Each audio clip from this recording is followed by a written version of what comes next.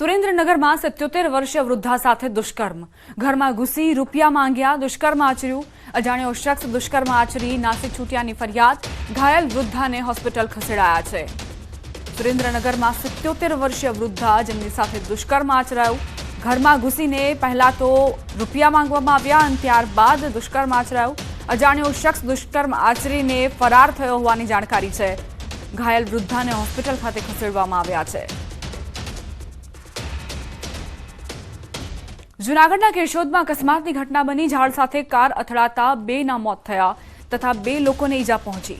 બંને ઈજાગ્રસ્તોને સારવાર માટે હોસ્પિટલ ખસેડવામાં આવ્યા છે। કારમાં સવાર 4 લોકો લગ્ન પ્રસંગમાં આવ્યા હતા। વહેલી સવારે 3 વાગે ઘટના બની હતી। કેશોદ ફાયર ટીમ તેમજ પોલીસે ઘટના સ્થળે પહોંચીને જરૂરી કાર્યવાહી હાથ ધરી।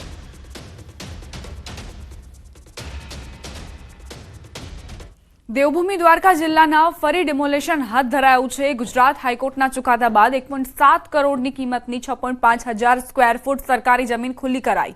તંત્ર દ્વારા અગાઉ હાથ ધરવામાં આવેલા મેગા ડિમોલેશન કામગીરીમાં ધાર્મિક દબાણોને લઈ હાઈકોર્ટમાં અરજી કરાઈ હતી, જેના પગલે કોર્ટે સ્ટે ઓર્ડર આપતા કામગીરી રોકી દેવાઈ હતી। બાદમાં ગુજરાત હાઈકોર્ટની સુનાવણી દરમિયાન અરજદાર પૂરતા પુરાવા રજૂ કરી શક્યા ન હતા, જેથી કોર્ટે ગૌચર જમીન પરના દબાણો દૂર કરવાનો સ્ટે ઓર્ડરને ઉપાડી લીધો હતો। કોર્ટના આદેશ બાદ તંત્રએ બાલાપર ગામે 800 જેટલા પોલીસ કર્મીઓના કડક બંદોબસ્ત સાથે ફરી ડિમોલેશન શરૂ કર્યું હતું। બેટ દ્વારકામાં બાલાપર ગામમાં એક કબ્રિસ્તાનમાં જેટલા પણ ગેરકાયદેસર દબાણો છે એને દૂર કરવાની કામગીરી આજ હાથ ધરવામાં આવેલ છે। એમાં પોલીસની ટોટલ पुलिस एसआरपी અને જીઆરડી એસઆરડી મળીને ટોટલ જે છે 800 જેવો બંદોબસ્ત સાથે આજે डिमोलिशन की कामगिरी हाथ धरવામાં आवेल છે। यहाँ पर कुछ स्ट्रक्चर सरकारी गौचर की ज़मीन है उसके अंदर रह गए थे और वहाँ पर ऑनरेबल हाईकोर्ट का स्टे आ गया था। 4 फरवरी को ये हाईकोर्ट का जो स्टे ऑर्डर था ये विड्रॉ हुआ हाईकोर्ट की तरफ से और हमने उसके बाद यहाँ पर कार्रवाई करके जितने भी सरकारी ज़मीन के ऊपर इलीगल स्ट्रक्चर्स थे उनको हम डिस्ट्रॉय करने की कोशिश कर रहे हैं। ये तकरीबन 6,500 स्क्वायर फीट की ज़मीन जो है सरकारी ज़मीन और इसकी मार्केट वैल्यू तकरीबन 1.75 करोड़ है। ફરી એકવાર દીવની મુલાકાતે પહોંચ્યા સિંહો। દીવના નાગવા વણાકબારા રોડ પર 2 ડાલામથ્થાની લટાર કેમેરામાં કેદ થઈ। શાહી અંદાજમાં રોડ નજીકથી પસાર થતા ડાલામથ્થા સિંહો જોવા મળ્યા। જોકે થોડા સમય પહેલા જ પ્રવાસન સ્થળ દીવમાં સિંહોની લટાર જોવા મળી હતી। ફરી એકવાર સિંહોની સવારી દીવમાં દેખાઈ છે।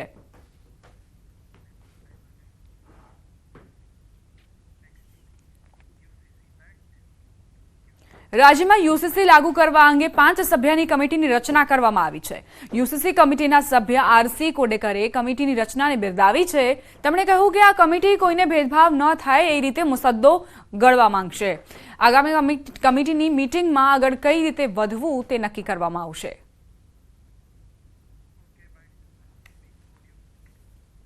જે 5 સભ્યોની નિમણૂક કરવામાં આવી છે એ સર્વગ્રાહી રિપોર્ટના આધારે પોતાનો નિર્ણય લેશે અને જ્યારે મીટિંગ થશે એ મીટિંગમાં નિર્ણય કરવામાં આવશે કે પ્રાથમિક રીતે શું કરવાનું અને આખરી મુસદ્દા માટે કઈ રીતે કાર્યવાહી કરવી।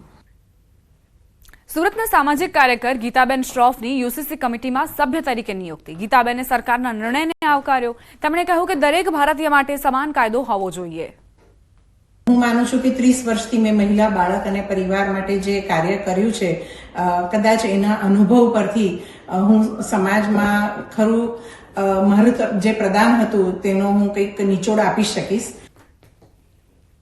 ટોરેન્ટ પાવરના શેરધારકો આનંદો। ત્રીજા ક્વાર્ટરમાં 33% ચોખ્ખો નફો થતા 140% ડિવિડન્ડ આપવાની જાહેરાત કરાઈ છે। વાર્ષિક ધોરણે આ ત્રિમાસિક ગાળામાં ઊંચા ટીસીઆઈના કારણે કંપનીના નફામાં ₹121 કરોડનો વધારો થયો છે। નાણાકીય વર્ષ 2024-25ના ત્રીજા ક્વાર્ટરમાં ઓપરેશન્સમાંથી 6,499 કરોડની આવક રહી, જે વર્ષ 2023-24ના ત્રીજા ક્વાર્ટરની સરખામણીએ 2%નો વધારો થયો છે। નાણાકીય વર્ષ 2024-25ના ત્રીજા ક્વાર્ટરમાં વાયટીડીમાં 22,709 કરોડ રહી, જે નાણાકીય વર્ષ 2023-24ના ત્રીજા ક્વાર્ટરમાં 20,655 કરોડ હતી, જેમાં 10%નો વધારો નોંધાયો છે। મહત્વનું છે કે ટોરેન્ટ પાવર એ 41,000 કરોડની વાર્ષિક આવક ધરાવતા ટોરેન્ટ ગ્રુપની 27,183 કરોડની ઇન્ટિગ્રેટેડ પાવર યુટિલિટી ધરાવતી એક પ્રમુખ કંપની છે, જે દેશના પાવર સેક્ટરની સૌથી મોટી કંપનીઓ પૈકીની એક છે અને પાવર જનરેશન, ટ્રાન્સમિશન અને ડિસ્ટ્રીબ્યુશનની સમગ્ર પાવર વેલ્યુ ચેન ધરાવે છે. કંપનીની કુલ સ્થાપિત પાવર ઉત્પાદન ક્ષમતા 4,754 મેગાવોટ છે.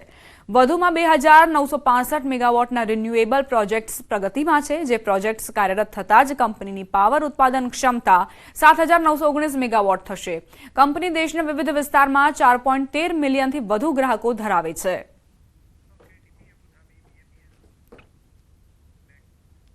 અબુધાબીમાં પ્રથમ હિન્દુ BAPS સ્વામિનારાયણ મંદિરને 1 વર્ષ પૂર્ણ થતા પ્રથમ પાટોત્સવ ઉજવાયો, જેમાં વૈશ્વિક શાંતિ માટે પ્રાર્થના, મહાપૂજા અને વિવિધ સાંસ્કૃતિક કાર્યક્રમોનું આયોજન કરવામાં આવ્યું. સવારે 4 વાગે સેંકડો ભક્તો અને સ્વયંસેવકો મહાપૂજાની તૈયારી માટે મંદિરમાં આવી પહોંચ્યા હતા.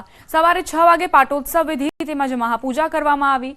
સવારે 9 થી 11:30 કલાક દરમિયાન મંદિરના મુખ્ય સભા મંડપમાં વસંત પંચમીનું ઉત્સવ સભાનું આયોજન કરવામાં આવ્યું, જેમાં BAPSના સંસ્થાપક એવા શાસ્ત્રીજી મહારાજની વંદના કરાઈ. દિવસભર ચાલેલા કાર્યક્રમમાં 10,000થી વધુ શ્રદ્ધાળુઓ ઉમટ્યા હતા. પ્રથમ હિન્દુ BAPS મંદિર, જેને 1 વર્ષ પૂર્ણ થતાં જ પાટોત્સવની ઉજવણી કરવામાં આવી. વિશ્વ શાંતિ યજ્ઞ અને મહાપૂજાનું પણ આયોજન કરવામાં આવ્યું હતું. ધાર્મિક અને સાંસ્કૃતિક કાર્યક્રમો પણ યોજવામાં આવ્યા હતા. મોટી સંખ્યામાં શ્રદ્ધાળુઓ આ કાર્યક્રમમાં ઉપસ્થિત રહ્યા હતા.